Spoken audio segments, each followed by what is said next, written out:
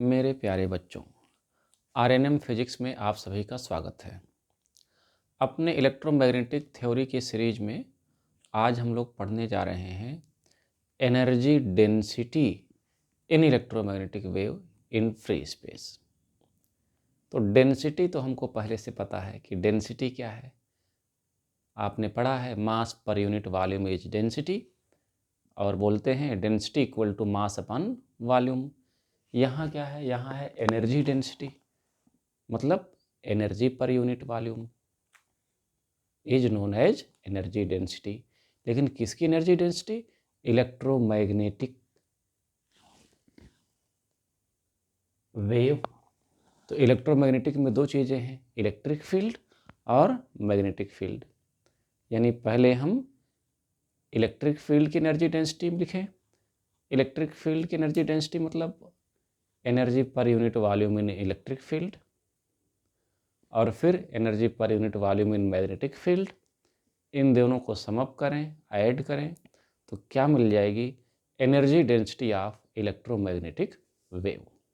ठीक है, तो हमको पता है कि जो एनर्जी डेंसिटी पर या energy per unit volume in electric field वो क्या होता है।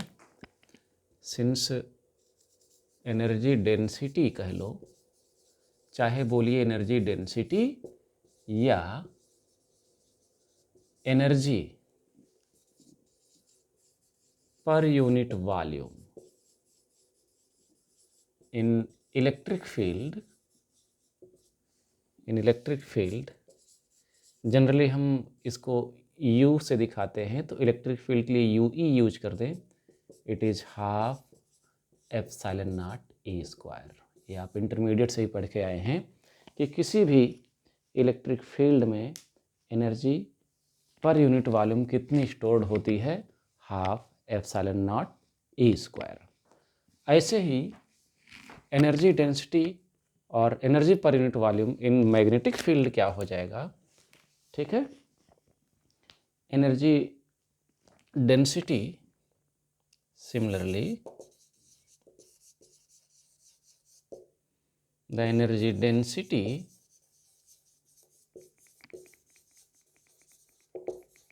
in magnetic field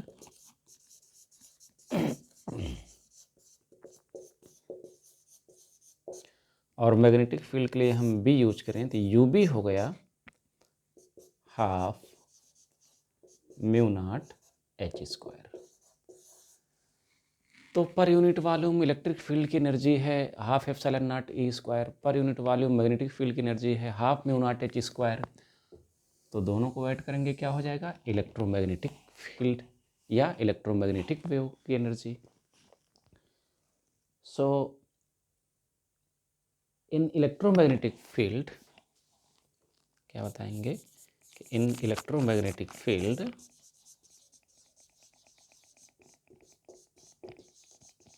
E, electric field E and H both are present. Therefore, energy per unit volume in electromagnetic field. Therefore, energy पर unit volume, चाहे बोलिए energy per unit volume या energy density, दोनों चीज़ें सही हैं। और energy density in electromagnetic field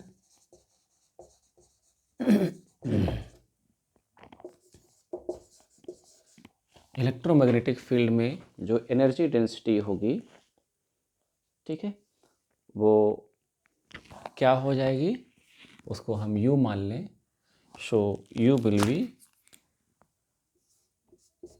it will be energy density in electric field, energy density in electric field, जो कि क्या है? UE प्लस क्या? प्लस एनर्जी डेंसिटी इन magnetic field UB।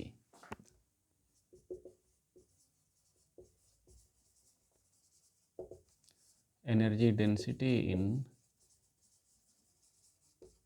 Magnetic field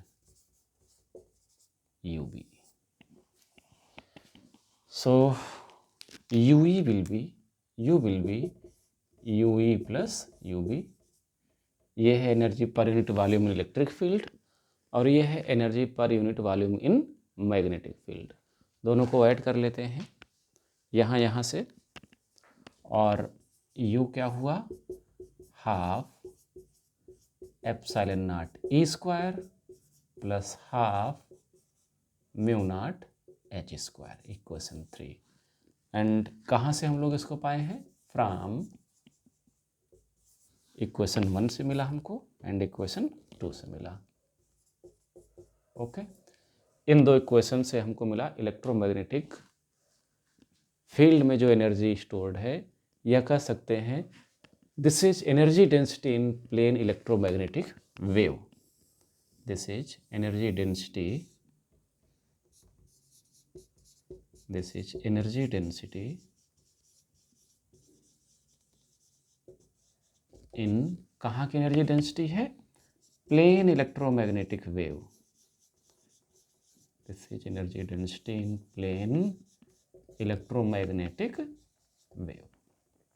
चलिए अब आगे बढ़ें। अब हम चाहें तो इस पूरे को इलेक्ट्रिक फील्ड में कन्वर्ट कर सकते हैं। कैसे कन्वर्ट कर सकते हैं देखते हैं। हम लोगों ने पढ़ा था कैरेक्टरिस्टिक इम्पीडेंस या वेव इम्पीडेंस इसके जस्ट प्रीवियस लेक्चर में, तो वहीं से हम E को H में या H को E में कन्वर्ट कर सकते हैं। कैसे, अगर हमें लर्न हो कि E/H क्या है, that is root mu naught upon epsilon naught. Remind करिए अपने आप को कि जब आपने पढ़ा था कैरेक्टरिस्टिक इम्पीडेंस, तो कैरेक्टरिस्टिक इम्पीडेंस में E/H क्या था, root mu naught upon epsilon naught. Since from characteristic impedance आप क्या जानते हैं कि जो E/H है that is root mu naught upon epsilon naught. Therefore H/E क्या हो जाएगा, इधर भी रेसिप्रोकल हो जाएगा, root epsilon not upon mu naught. हम H को E में चेंज करना चाहते हैं तो और H square upon E square क्या हुआ, स्क्वायर कर दे दोनों साइड का, तो इधर अगर स्क्वायर होगा तो रूट हट जाएगा और epsilon not upon mu naught. Therefore H square क्या हुआ, it is epsilon not upon mu naught, ये इधर आया तो E स्क्वायर हो गया। बस अब H स्क्वायर की इस वैल्यू को सम्मानपूर्वक इस इक्वेशन 3 में पुट कर देते हैं। फिर देखते हैं क्या होता है। यूजिंग 4 in 3, यूजिंग 4 in 3 क्या हो जाएगा, जो एनर्जी डेंसिटी है it is half epsilon naught E square plus half mu naught H square था, तो ये हो जाएगा epsilon not upon mu naught E square. ठीक है, या U हो गया, ये भी half epsilon naught E square, ये भी half epsilon naught E square, तो दोनों को ऐड करेंगे तो क्या हुआ, एप्सिलॉन नॉट E स्क्वायर।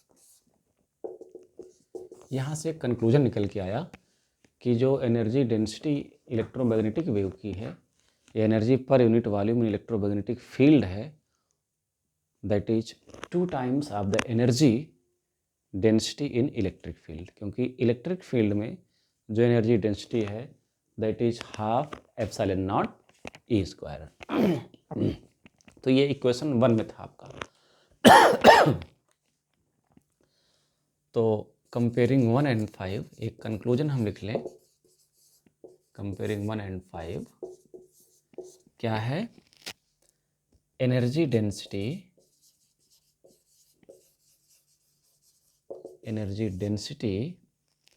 इन इलेक्ट्रिक फील्ड जो 1 में था,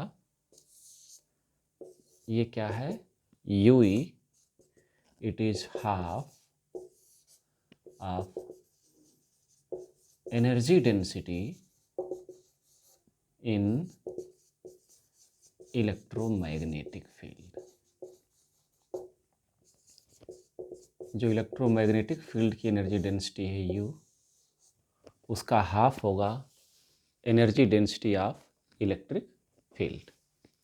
क्योंकि इलेक्ट्रिक फील्ड में क्या था, वो half epsilon naught E square था, और इलेक्ट्रोमैग्नेटिक फील्ड में क्या है, full epsilon naught E square. तो ये इसका हाफ हुआ। अब ये तो टोटल एनर्जी डेंसिटी है। अगर हम एवरेज निकालना चाहें एनर्जी डेंसिटी का, तो एवरेज लेना पड़ेगा इसको, क्योंकि इलेक्ट्रोमैग्नेटिक वेव साइनसॉइडल वेव है जिसमें पीक्स मिलते रहते हैं, और किसी भी साइनसॉइडल वेव में मैग्नीट्यूड लगातार बदलता रहता है। ठीक है, तो अगर बदलता रहेगा, चेंज होता रहेगा, तो हमारी जिम्मेवारी है कि हम वहाँ पर क्या लें, एवरेज लें। तो एवरेज लेते हैं और एवरेज देखते हैं क्या आता है। तो एवरेज एनर्जी डेंसिटी क्या हो जाएगा, the average energy density U is given by, main formula तो यही आया, the average energy density U, average ऐसे दिखाएंगे, it is average of epsilon naught E square, और एप्सिलॉन नॉट तो कांस्टेंट है, एवरेज ई स्क्वायर। ये क्वेश्चन हो गया 6। अच्छा, अब ये कैसे वेरी करता है कॉम्प्लेक्स फॉर्म में, हम लोग इसको देख चुके हैं। ठीक है, कि कॉम्प्लेक्स फॉर्म में क्या होगा ये। तो सिंस इक्वल टू क्या होता है, ई नॉट एक्सपोनेंशियल आई के dot r minus omega T. तो एवरेज में क्या है, इसका हम रियल पार्ट लेंगे, रियल पार्ट लेंगे, क्योंकि e की पावर आई थीटा क्या होता है, कॉस थीटा प्लस आई साइन थीटा, जिसमें कॉस थीटा क्या है, रियल, साइन थीटा क्या है, इमेजिनरी। तो हम ई रियल अगर लेंगे, ई रियल क्या हुआ, ई नॉट एक्सपोनेंशियल आई के dot r minus omega T, इसका क्या, इसका रियल, और इसका रियल पार्ट क्या है, कॉस। तो ई रियल क्या हो गया, it is E naught cos k dot r minus omega t. अब रियल तो हट गया, क्योंकि आपने पढ़ा है कि ई की power I theta is cos theta plus I sine theta. तो साइन थीटा क्या हुआ, इमेजिनरी पार्ट, कॉस थीटा क्या हुआ, real part. So now equation 6 becomes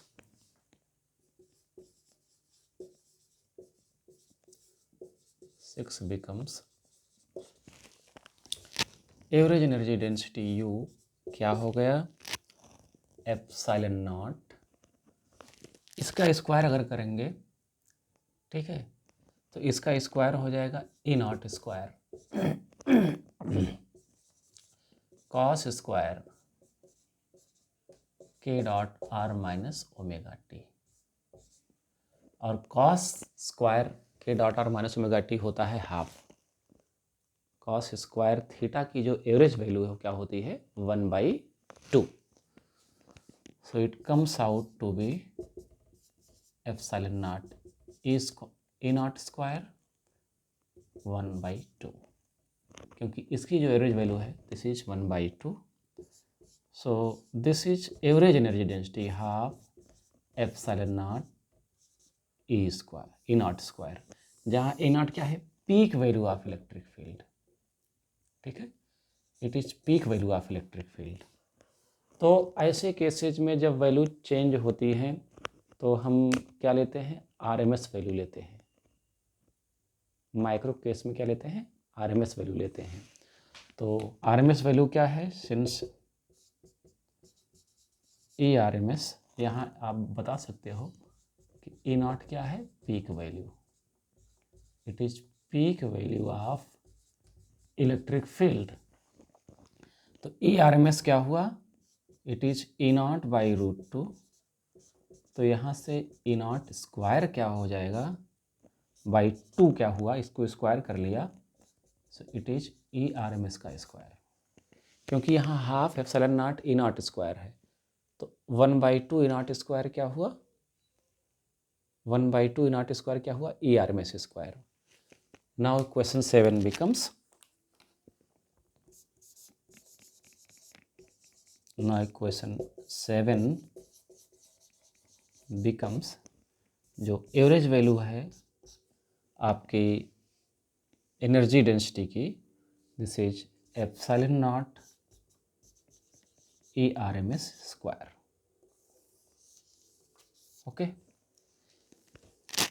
ERMS square, क्योंकि ERMS क्या है, यहाँ epsilon not E0 square upon 2 था, तो E0 स्क्वायर अपॉन 2 क्या है? ERMS square. तो ये है पूरी आपकी एनर्जी डेंसिटी इन इलेक्ट्रोमैग्नेटिक वेव। अब हम लोग अगले लेक्चर में मिलते हैं पॉइंटिंग वेक्टर के साथ। Okay, all the best.